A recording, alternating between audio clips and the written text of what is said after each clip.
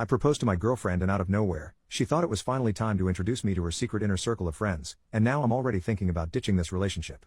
I, 32 male, just recently proposed to my girlfriend Sharon, 30 female, of 2 years, like a month and a half ago, and it feels like the second the ring got on her finger, her attitude and behavior took a total 180.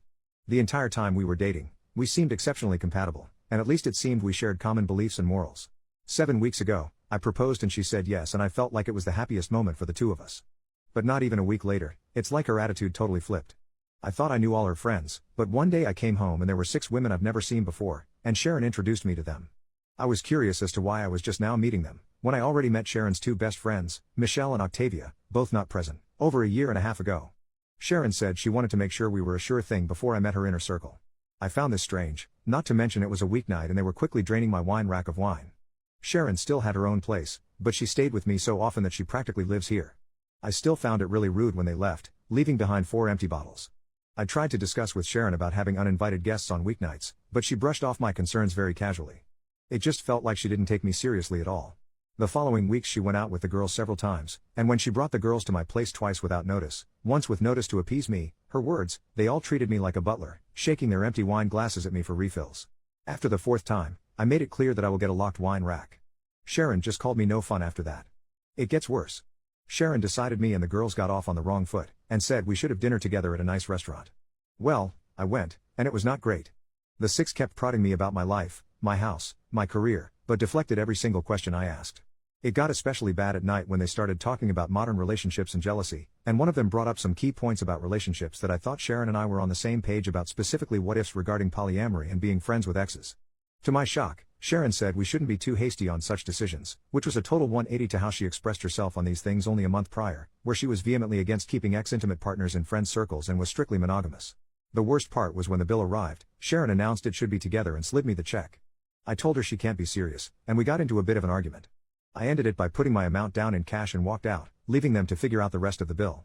The next days after that, Sharon kept calling me toxic and fragile, but every time I even pushed at it, she would give an apology and promise she was just stressed at work.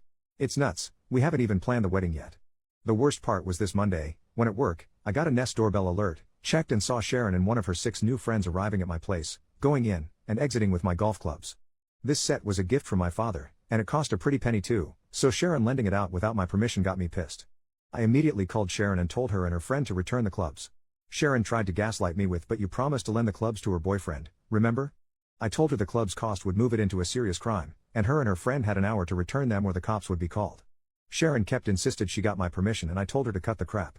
Well, not 45 minutes later I got another notification of Sharon and her friend coming back with the clubs and going inside, leaving them, and then Sharon's friend flipping off the Nest doorbell on the way out.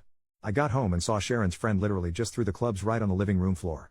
Sharon tried to talk to me about my toxicity again, and I told her again to cut the crap. I said if I knew this was how she was, I would have never proposed. That seemed to freak her out and she again insisted that she was stressed from work, but I wasn't buying it anymore. I told her to return the ring and her key, and we would talk about our relationship this weekend. She cried and begged me not to cancel the engagement, and insisted that it was just stress. I told her again we will talk about it this weekend. She finally relented. I had my house rekeyed anyways after she left, just to be safe. Sharon has been texting me constant messages of love and apologies for getting swept up, and insisted she was only wanting to show me off to her close friends. I don't know, I'm just not buying it. The same close friends have been sending me texts daily, calling me toxic and fragile again, saying they knew I wasn't man enough for Sharon or secure enough to share her with friends.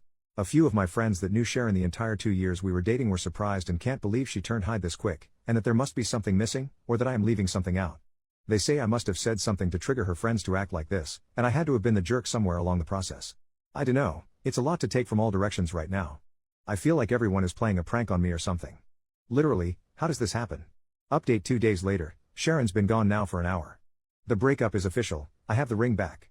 I did talk to Michelle via Facebook and Michelle said her and Octavia were cousins of Sharon, and Michelle also said she knew the 6 and didn't care for them. Michelle didn't say much more than that. I did meet Sharon's parents, and they both seemed to like me, and the topic of Michelle and Octavia never came up around them. None of our finances were intermingled, yet, but it was planned for later this month, which won't ever happen now.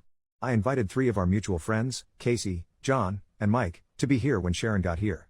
Sharon showed up and was surprised to see we had company. I said they were here for both of our sakes. Sharon wanted to phone 3 of the 6 to come over to even things out and I refused, and I used the club theft as a reason.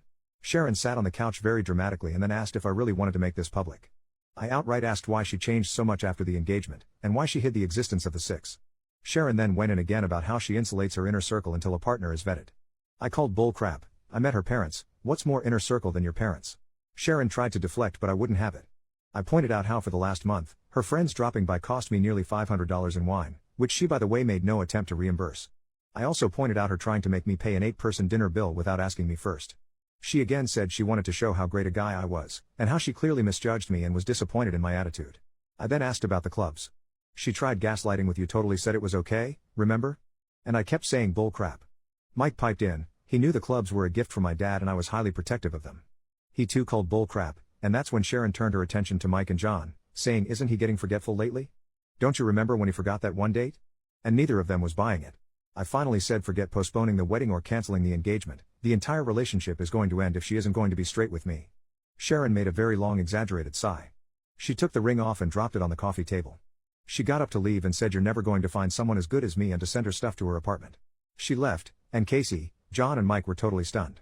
All I could say was believe me now? Then we just ordered some pizza. I am still shocked and confused by her attitude. I'm sure the heartbreak will come next, but right now, I'm just kind of numb. I still feel like this isn't real lol.